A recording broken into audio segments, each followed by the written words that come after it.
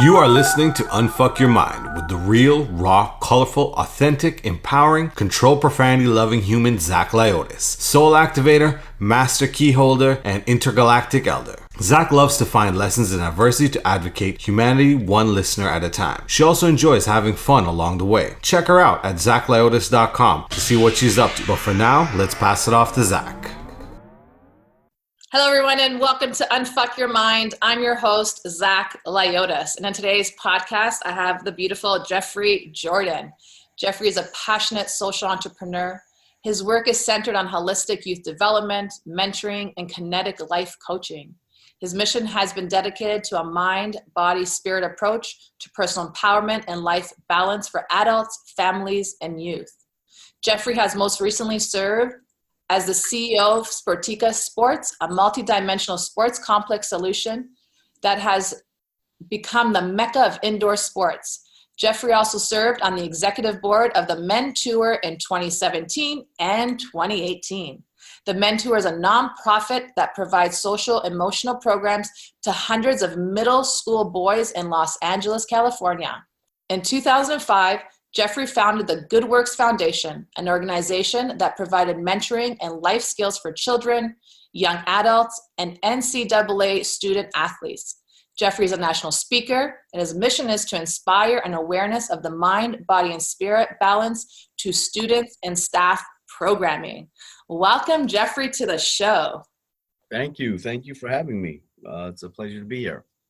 This is such a pleasure to have you here. And I'm just going to backtrack here so the listeners get to know that Jeffrey and I met on social media. We were just talking before the show, and we just don't know how the divine alignment happened. But we're here because it sounds like we both have this great mission in the world, and we're working on it. And Jeffrey helps, the youth. The youth are our future. So I want to hone in on that, because when I read your bio, I was like, I love what you're up to with the youth. I'm going to go right to that. Can we talk about a little bit about the youth and how you help them, where these youth are coming from, and how they are seeing their life change with mentoring? Because I find our youth need that the most these days.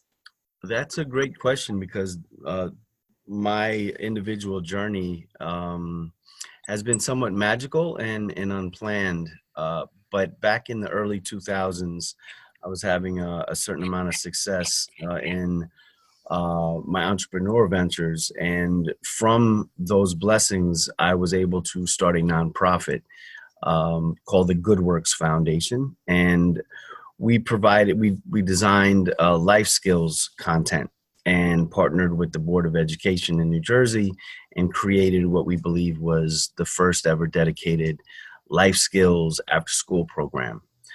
It was a great 7 or 8 years, but there were some fundamental flaws in the business model. So as the universe will never let us down, right? So it closed in, those flaws were exposed. It just was not a scalable or sustainable model to reach the masses. And that's really, I remember one of the people that we were working closely with had whispered in my ear that, don't be sad about this day, because you and your work were meant for a very big stage. And this would, be an opportunity to reevaluate. And that's exactly what happened. So with the economy crash and a couple of other things, the nonprofit folded, but the spirit never died.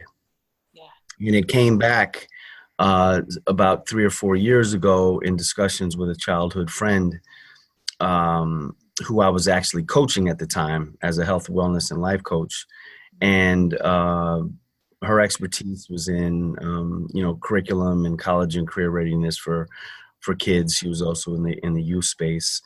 And to make a long story, a little bit less long, we created a project called Kid Grit, KID-GRIT. And Kid Grit is an education company, and we provide curriculum. We design curriculum K through 12 in the social emotional learning, mindfulness, and character education space. And our work is founded on 5 modules, which is the mind, body, connection to community, digital consciousness and social media awareness, and then a mastery of learning component with advocacy projects and service learning projects where the students take the work that has resonated with them over the first 4 modules and they create a project. And that project can be through music, the arts, drama, a PSA, poster campaign, positive use of a social media campaign where they can present externally outside of their immediate learning environment. So that could be into their community, a senior center, or a different class. And what we feel, and the early indicators are that we truly have created a business model that is scalable. So within the first year of opening up last year, we're already in 6 states. Our curriculum is being used in 6 states. We have 3 states pending. We've trained over 1,200 educators. We've spoken to thousands of educators across the country about holistic youth development and the approaches that we've developed. And what we've done as well, which is really special and unique, is we have the same approach to professional development for educators. So not only do we create this curriculum for the kids to find themselves and empower themselves and let their voices be heard and develop, from a social standpoint, but we are providing professional development training and holistic support for the educators so that they go through the same process in their training so that when it's time to facilitate the curriculum, there's no disconnect, right? We've poured into the educator. We've loved on them. We've held them up. We've worked through them and connected them to their why. Why are they in the work? Re-energize them so that when they work with the kids with this beautiful curriculum, there's no disconnect. They completely understand why it is they're doing what they're doing, and they can drive it home in such a way that's truly genuine and authentic and from a point of love. So that's the original work that I've done, the inspiration, and it stayed and it came back. And the other things that I've done in my life that you mentioned in my bio, they're really an offshoot of that same commitment and purpose-driven work of holistic youth development, and that's why I believe I'm here. And it's so funny as you're saying this to me, my body's shivering first and foremost. I'm getting these like serious goosebumps as you're talking to me. And I could hear higher power saying it's a domino effect of enlightenment. Mm-hmm. As much as we need to enlighten our youth, because there's just so much going out there that could pull our youth down, regardless if it's the mind, their surroundings that they are brought up in, their parents' issues that they're going through, the environment that they're living in, social media, another thing, right? The comparison game type of a thing, cyberbullying, another big issue, because my niece went through cyberbullying. She's a big online, personnel out there, and she had to go through cyberbullying and stuff like that. So there's just so much that our youth have to really harness these days. It's not like when we were growing up to go out there and play and be free. There's a lot of, obstacles that come at them regardless of where they are in their life. Mm-hmm. And this is so beautiful to see that you're not only educating the kids on this, but even the facilitators, because our facilitators need guidance as well. Everyone needs guidance in this world in order to awaken something inside them. This is what I call soul activation. You're activating souls one at a time. Mm-hmm. Now, Jeffrey, I want to ask you this question because this is something else that came up to me. Is this only offered in the school district, or could anyone be able to facilitate these programs that you have? I know you have a book that we want to talk about shortly too, but is it anyone that could facilitate these programs that you have, or is this just something in the school system that is going on right now? No, it's intentionally we created it for in school, after school, expanded learning, summer learning, home-based learning, homeschooling. It doesn't matter which environment you're in. It doesn't necessarily need to be in the school system. It could be done privately at home. We have a scope and sequence that allows you to run it throughout the course of a complete school year, or condensed into a 6-week program.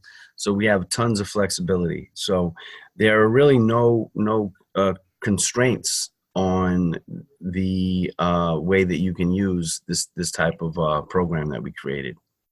And this is a beautiful thing. I'm getting so many hits. Wow, God is definitely in this conversation, let me tell you. Because parents, your kids are your greatest teachers. Your kids are here to show you something about you that you haven't recognized about yourself. That's why you gave birth to these beautiful beings of light, first and foremost. Don't ignore your kids. Grab whatever Jeffrey is saying right now. I want to talk about the Kid Grid book right now shortly, but together with your children, together with your neighborhood, with your family, with whoever you are, when you work together and bring in enlightenment and peace within your heart, mind, and soul, magical things happen. It becomes that domino effect or that ripple effect. You throw that rock in the water, it's going to ripple back at you.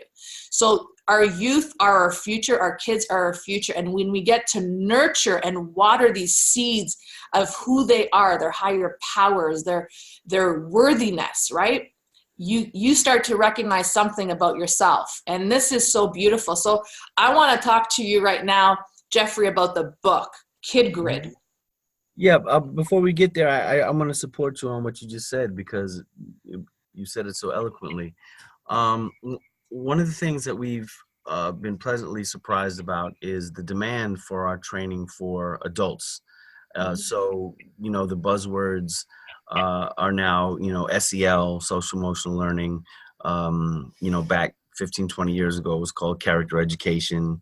You've heard about soft skills and the importance of that. And we have seen that there is a demand or a need or a calling for this same very work that we're doing with the kids, but for adults, for educators, because they don't have a handle on it. And what you mentioned about kids being the greatest teachers, what we have created here is an opportunity for everybody to grow together, right? So you want to prepare the educators, the frontline staff, the directors, and I say this intentionally because it truly is a culture shift. Right? You want to change the culture. Some of you don't need to, but a lot of times it is time to change and shift the culture of these learning environments. And it's from top to bottom. So it's not just frontline staff, it's everybody involved. And we have gotten a great demand to train and spend time with educators and staff, because I will say this: the kids can smell bullshit a mile away. So therefore, we don't even have a shot at teaching them anything. And social emotional learning is not math. It's not linear, so we have to make sure that we truly holistically prepare and pour into the leaders so that when they facilitate it, they have an understanding and they can be more accepted and more authentic with the kids. So I guess to follow into the book, one of the things that my partner Julia and I had thought about when we were designing this 3 or 4 years ago is that we demanded to have student voice in our program. So we had, some discussions about intertwining student involvement in the curriculum, different training ideas, and then it landed that we had both, being in the youth development industry for 20, 30 years, we worked with enough kids who are now young adults, ages 17 to 27, and we asked them to share what was one of the biggest obstacles in their lives that they had to overcome. What were those challenges, and what were the skills that they used to get through it?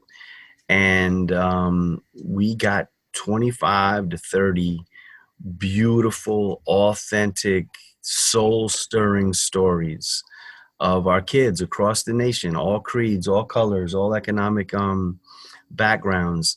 And they told stories of overcoming poverty, racism, gang violence, family addiction, alcohol, drugs, gang violence, digital addiction.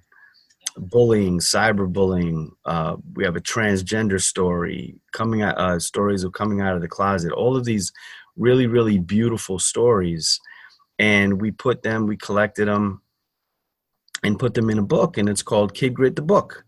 25 authentic soul-searching stories from students across the nation. And we formatted it in such that the students tell their stories, their picture is there. We list out the challenges, we list out the skills they use to overcome them. And at the end of the book, we provide discussion questions, whether it be from a program facilitator, and because of the content, it's for 8th grade and above. But also for parents. I gave this book to my 12-year-old, and it really created some beautiful, beautiful, courageous conversations that my daughter and I had about content that she was inquisitive about. She even had some relevance because it was some of the things that she could see happening with her friends. And the book could be a companion guide with our curriculum. And it sells as a standalone on Amazon.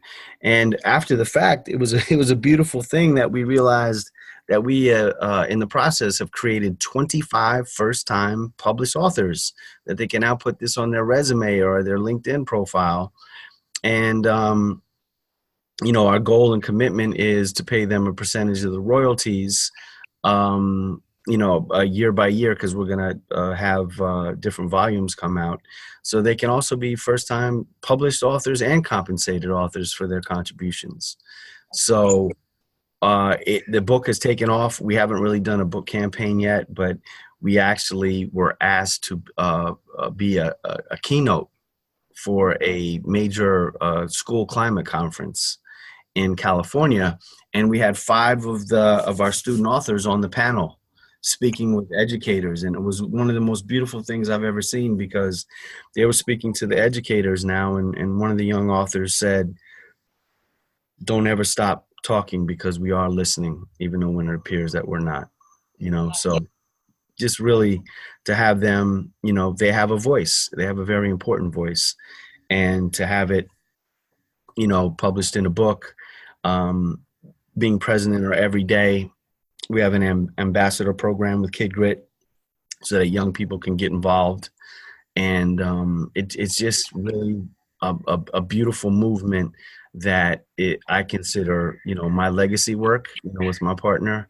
And one of the reasons why, I really am so focused on my mission, my personal mission, my purpose, what I'm supposed to be doing, where my energy is supposed to be spent.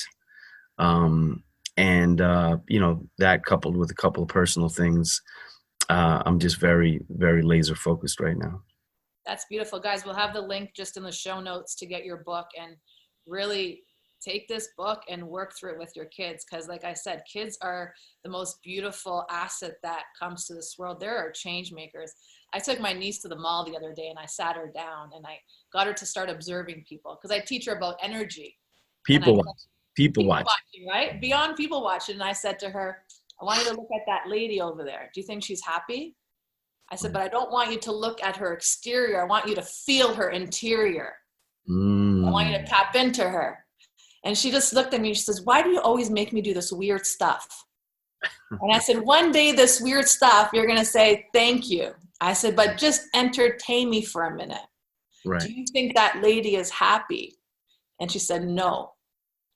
And I said, "Why?" She says, "Well, first she's standing there. She's got a sad look on her face, but I feel she's sad in her heart." And I was like, whoo, little child, you got me going right now. Yeah. And this is, allowing kids to recognize this energy and this vibrational frequency that they are. It saved me, and no one taught me how to do this.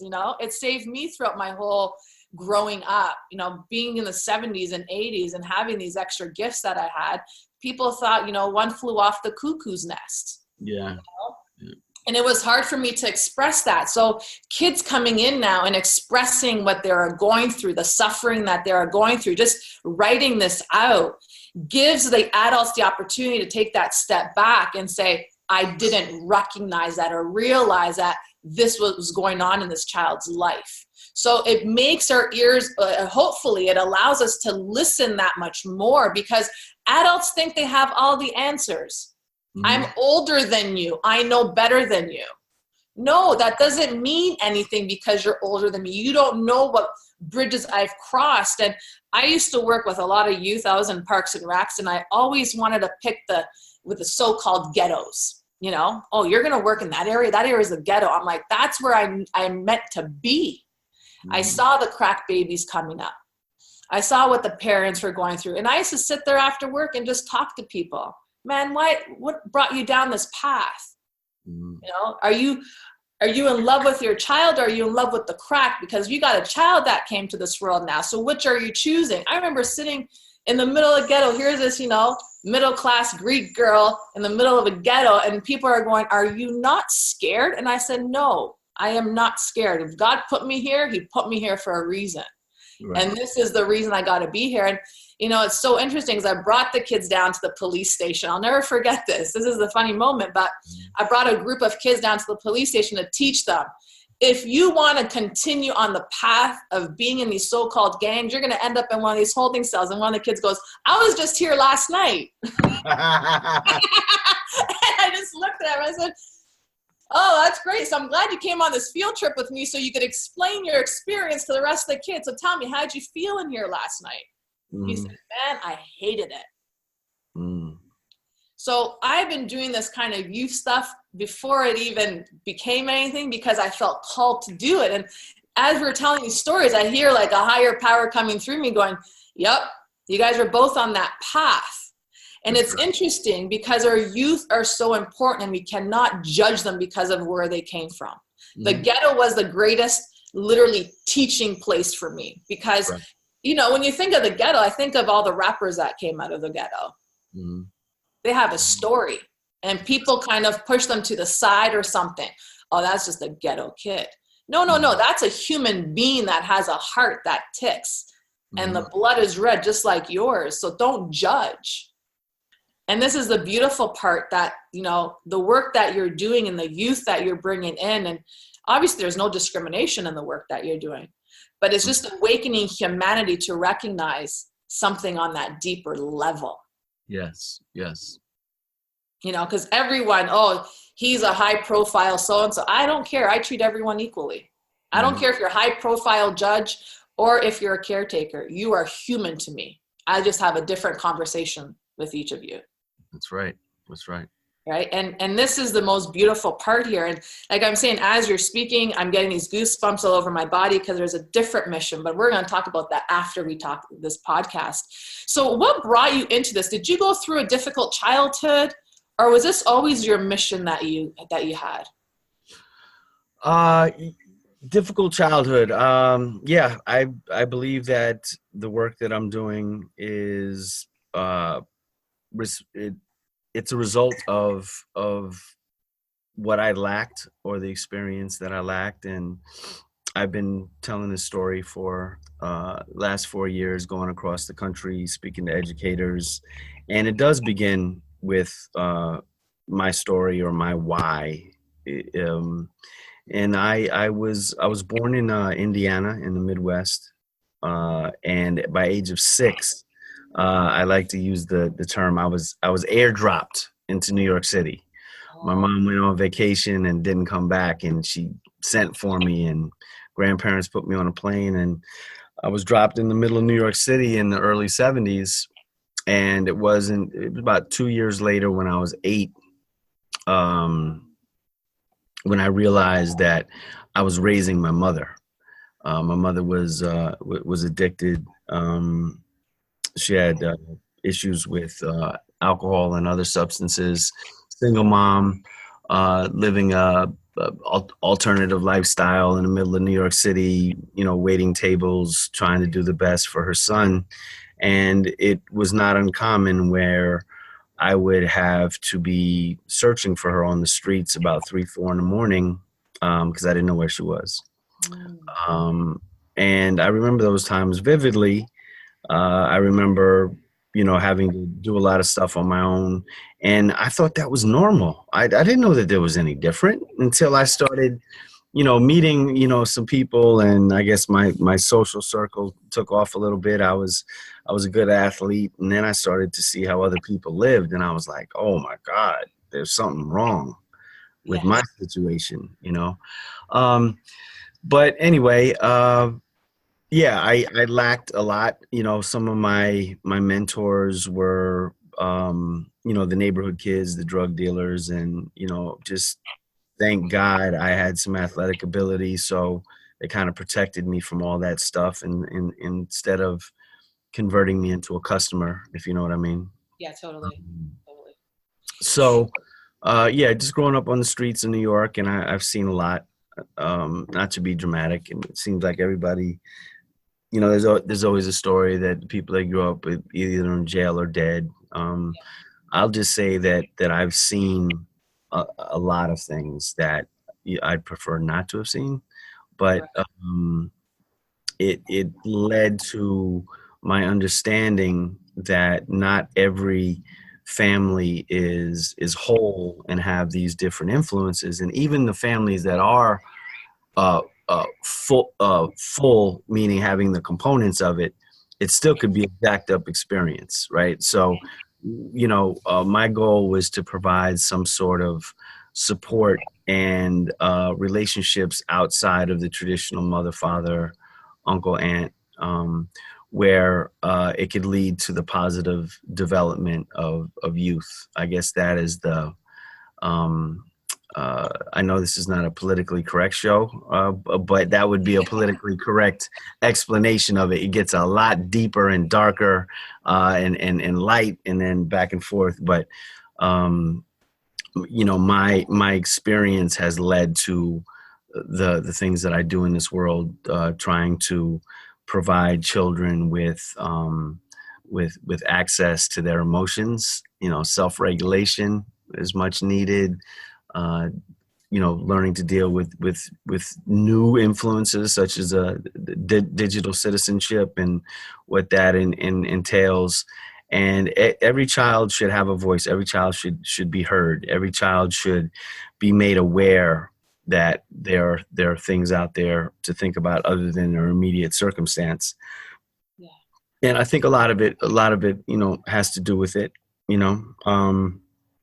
Later on in life, I mean, I've gone through a situation where I was a very successful entrepreneur, made, I don't know, it might have been like in excess of $50 million over a course of 7 years. And through the recession and through some, bad luck, through some, bad business modeling, all of that was relieved of me. I couldn't manage both serving other people and handling, my businesses. So I asked my higher power for some help in figuring it out. And as the good humor of the universe would have it, I was stripped of everything within 90 days of that prayer and that ask. And I was broken down so that I could be put together again. And that led on to my focus in mind, body, spirit balance, and helping other people and empowering other people transform their circumstance. And then it got me back to, working with kids and starting this project of Kid Grit, so important. And in the middle of that, I was doing some consulting work for an organization. And then they requested that I take the CEO role of this startup company and guide the company through the beginning phases. But it was aligned with the mission of holistic youth development. But in that process, I took a lot of the stress and the challenges of this business on my back as if they were my own. And it led to me doing, just being unhealthy. And as luck would have it, and this may sound strange me saying this to you, but as luck would have it, I was diagnosed with cancer last July. Yeah. And I had surgery in September.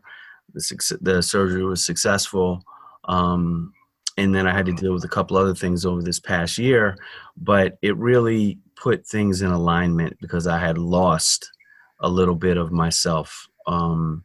and what I had become, my daily habits and rituals and things of that nature. So it really made me look at myself and how I was out of line, out of balance, and I needed to get back to me. And this illness allowed me to do that. And now I'm here, going on, close to 8-9 months since my surgery, and I've had 4 or 5 other back surgical procedures on my back and my leg because of a nerve issue. And I'm looking to be better than I was last year and continue to improve. But one thing that has not shaken is my commitment and focus on the work that I'm here to do, whether it be with kids all over the country, through the curriculum and through the training with staff, or anything that I do, as long as it's aligned with that focus of holistically developing, youth through sports, through drama, through curriculum, then I know I'm doing the right thing, and I'm aligned. Yeah. And I know when I come off track a little bit, so. So it's been a journey, yeah, for sure. Yeah, you know what the interesting thing is, and I don't say it's interesting, but it's the truth. It's interesting because I went through the whole cancer thing in the 90s and 97, and I was deep into the partying and stuff like that. And I remember my higher power saying, you need to stop this. You're going down the wrong path. And I said, no, I'm doing good. I'm having a good time. Well, then they struck me with throat cancer. So, taking your power back type of a thing. And it's interesting how you said that you made all this money, you prayed to the higher powers out there, and they stripped you from it. Now, people would fall down and think that God's against you, but you recognize something deeper within that. And that's the beautiful part, because when people go through these transformations in their life and they think this so-called negative happened, they don't realize that there's light in that negativity. It's the yin and the yang. It's the duality. It's the recognition of your higher power, your essence, your divinity, and the purpose of why we came into this world. And it happened to you again last year in July. And I want to talk to you about a little bit about the cancer because it's coming down. And it happened again, but it brought you back into alignment to recognize what was out of balance for you. And someone might say, why, God, are you giving me these issues to deal with? Well, it's really to recognize what you're going through. And after cancer, I went through depression, handloads of time. And I always say depression always made me stronger. The phoenix may fall, but always rises from the ashes that much stronger. And I know that you've done that with cancer because I've followed your journey. I've connected with you in that sense. But let's go back to the cancer, because I know, first and foremost, what kind of cancer was it that you had to work through? It was prostate cancer. And I never had a symptom ever. Wow. I mean, I don't have my prostate anymore, but I never had an issue. When, I made a commitment when I turned 50 that I would get a physical every day on my birthday. I figured that's what I owed my children and my grandchildren and anybody that cared for me. So the first year I had all the tests done and everything was fine. And the second year, my doctor called me back and said, something elevated with your PSA. And I was like, PSA, like public service announcement? Like what? I had no idea what it was. So I had to educate myself on what it was and the prostate. And then I was stubborn and I said, let's repeat the blood test. So then that, killed another 3 months. And then I went to one specialist and, like you, I'm a big energy person and a connection person. So, surprisingly, I didn't connect with that specialist. So I went to another one who I respected. He was a very straight shooter. And he said, listen, man, there's 30% chance you have cancer, but there's only one way to know for sure. And that's a biopsy. And I was like, oh my God. So anyway, I got the biopsy done. And I remember that I got it done at the end of July. And so July 17th, I was on edge. I was not myself, I went to the doctor. I didn't even want to sign in on the paperwork. And, they said, oh, can you leave a sample? And I was like, no, I was like, no, no, hey, your copay. And I was like, no, I said, I'm not even going to sit down. I'm just here to get my results. And I went in there and I didn't sit down, and he came through the door, and I tried to make eye contact and he didn't give it to me. And I was like, oh man. So yeah, so then I learned what it was. And he said, not only do you have cancer, but it's aggressive. He said, and there's 4 treatment options, and, we've already exhausted 3. So we have to go in and do a radical prostatectomy through robotic surgery. So that's what I had done in September. And then a couple complications afterwards, and then I developed this weird nerve condition. But as far as the cancer was concerned, they got it all. The pathology was clean. It didn't spread, even though that's how they determine if the prostate cancer is, when they say it's aggressive, it means it's high on a score. It's called a Gleason score. And the higher the Gleason score, that means that the cancer wants to be on the move. Like it wants to spread. So I was so blessed to have gotten it that quickly with, remember, no symptoms, and gotten it out, and the pathology was clean. And my blood work it's been undetectable since then, every 3 months. So I'm very lucky. And every man that I made a couple calls to the closest men in my life, and they all went and got checked, and they're aware of it. And, I just feel like I have a responsibility to share the importance of screening, because again, I had no symptoms. And it was one time where I was just feeling down, just my body hasn't come all the way back, from the surgery, because I had to be reminded that when they remove your prostate, they actually have to reconstruct your urinary system, so you have to be gentle with yourself, because they had to reconstruct it and stitch it all back together. So that's still coming back. But I was a little down on myself, and my doctor said, man, you should be doing cartwheels. You're the luckiest guy on the planet. And I kind of gave him a look like, yes, I am grateful. And he's like, no, you don't understand. He said, with no symptoms, and if you were one of those stubborn people, but more specifically, if you were a stubborn man that I'm sure many of us know, like, I'm not going to the doctor. They're just going to tell me this, they're going to tell me that. He said, with no symptoms, with the cancer that you had, he said, you would have been dead in 2 years. Wow. I walked out of that office with a completely different mindset in terms of how I spend, the next 50 years of my life, God willing, on this planet, and what I'm supposed to be doing. My lesser tolerance for bullshit, or time for it, spending time with people that I enjoy, that add to my life, that I can add to their life. Being aware that you may have some really, really, really, really good acquaintances, and that's okay. Exactly. You don't have to, be everything to everybody, and it's all good, so. The boundaries, right? The boundaries, but it's so interesting. Even though you were stubborn, you still made those moves because something inside of you was pushing you towards creating those moves. Yeah, my kids, all the decisions I made was because of my girls. That's all it was. And those were some of the hardest conversations I had to have, because honestly, I'm going to tell you this. I was never worried about dying, even though I guess it could have been a possibility, but I just feel like I got more shit to do, right? Yeah, totally. There's more stuff for me to do, and to have those conversations, because it's scary, right? When you hear the word, and it happens all the time. You lose people. It just doesn't make any sense, from a little boy with brain cancer to, a young mother. It makes no sense at all.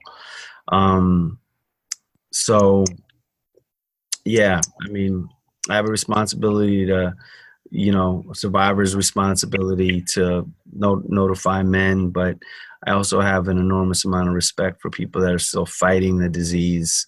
Yeah. Like, I don't think I'll ever make a post like, I beat cancer, or I beat cancer's ass, or, all these other things, because you know, it's such an insidious disease that just snatches things from, you know, people that don't deserve it at all. But if we can prevent it, in my case, then yeah, we got to talk about it. And that's the craziest thing, because you don't realize it in men. I know my dad went through cancer, and you know, my dad is stubborn as nails, boy, and that's where I get it from. But he didn't survive that long, sadly enough. He's watching over us talking about this right now, because my dad had colon cancer, and I became a colon hydrotherapist after that. I did nutrition after that. I said no one deserves to lose their father or man to anything that could be figureable, especially when it comes to colon cancer. So what can you tell all the men out there that think that this disease can't get them because they are invisible to it, or they want to be stubborn towards it? What is the biggest lesson or message that you have to share with these men? Stop being selfish. Stop being selfish for yourself, and think about those that love you, because it's really an unknown. This cancer is unknown. It is detectable if you take care of yourself, going for a physical, ask for the blood test, be educated, ask specifically for the PSA test, and you'll be ahead of the game. Knowledge is power, and then you can be in control of how you handle it. But if you want to continue being selfish, then that's something that you have to deal with the people that love you, because they want you here. You know, you could be stubborn and self-centered and all those other things, but it's not about us, right? We all have to learn that it's not about us. It's about how we make other people feel, and the quality we give to their life, or it's just time that we could have with our loved ones that is shortened by something that sometimes is in our control to catch early. You know, if we catch early, there's a lot of different Eastern, Western medicine, whatever you want, combination, and prayer. You know, it just, you know, it can be handled if you get ahead of it. And there's only one way to do it, and that's with the screening. Yeah. And that's the thing, men, if you're out there and you're questioning certain things about your health and you're ignoring your health, do your family a favor, do whoever is around you a favor, and go check yourself out, because the last thing that you want to do is have people surround you watching you go down 7 feet and you're not around anymore. Because that I still think about my dad, and let me tell you, if he just listened, and if he wasn't that stubborn individual, and he just said, God just picked my number. That was my dad's line. God just picked my number. It's time for me to go. That's the old mentality. Get out of the old, awaken. Power, there's power in prayer, and there's miracles that happen every day. So get screened, man. Seriously, your stubbornness is not going to get you anywhere. I'll tell you this right now. I'm probably the most stubborn individual out there as well. It's not getting you anywhere, and you have to learn how to deal with that. So that was deep. This whole conversation went from youth to cancer. Like, we're everywhere here, but this is what we need to speak about. And this is so beautiful. To the parents out there that have these beautiful children, listen to your kids, listen to the emotions that they're going through. Don't mute them. Let them be who they want to become. Don't put what you think is good for your child out there. Let your child speak for themselves. Let them really recognize who they are. And this is something, get the Kid Grid. Get that book. It's going to, like I said, the link to the Amazon book is going to be in the show notes below. Get that. Educate yourself. Enlighten yourself with your kids. Work together. When families work together, they stay together. They recognize each other's powers, and they recognize each other's place where things need to be worked upon. And men, like, as a woman, I love my men. I mean, I love everyone. But men, we need you. We need you to rise up, and we need you just to let go of all the false beliefs that have been put onto you as a child, to just be free to rebuke from that and really allow yourself to step into who you are, regardless of what it looks like to you. Get yourself checked, waking up, whatever way you got to do it. You know, are you still doing mentorship for men as well? Is that another thing that you're doing? Yeah, someone asked me that the other day, and yeah, I've had someone said, "Oh, are you still coaching men?" And I was like, "Yeah, for the last year and a half, I've had just one client," and they were Yeah. like, "Oh," and I'm like, "Yeah, that client was me. Yeah. I had to take care of me." Yeah. Um, but now that I'm feeling better and I'm coming out of it, I do have something, and it's through Kid Grit, and it's called BizGrit.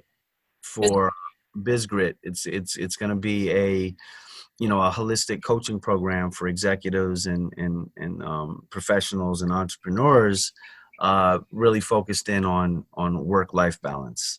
So if I didn't have enough content when I was doing it before, now, like me, they took me and they said, "We're going to use you as a test dummy for a year and a half." Yeah. So I went through what I went through, and I think that I have a lot to offer men or women who are struggling with that balance of doing great things in the world with their work, but letting their own personal uh, brand and health and happiness fall by the wayside. So I'm not going to coach as many people as I have in the past, but I'm always looking for one or two quality connections where, I can provide value. So I think instead of just, signing up clients as they come, I'm actually going to spend a lot of time before agreeing to work with somebody to make sure I'm the right fit for them. So we have Kid Grit, we have Educator Grit, which is our focus on the educators. We have Biz Grit, which is going to be a holistic focus on entrepreneurs, executives, etc.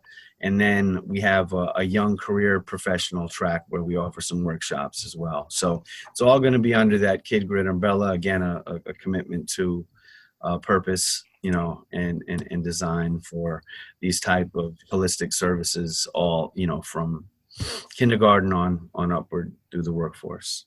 Beautiful. Beautiful. Yeah. There you go, guys. Seriously, if you feel aligned to Jeffrey, his story, and it resonates with you, and you need to get yourself back into balance, mind, body, spirit, connectivity, connect with Jeffrey, because at the end of the day, that missed call could mean a lot more.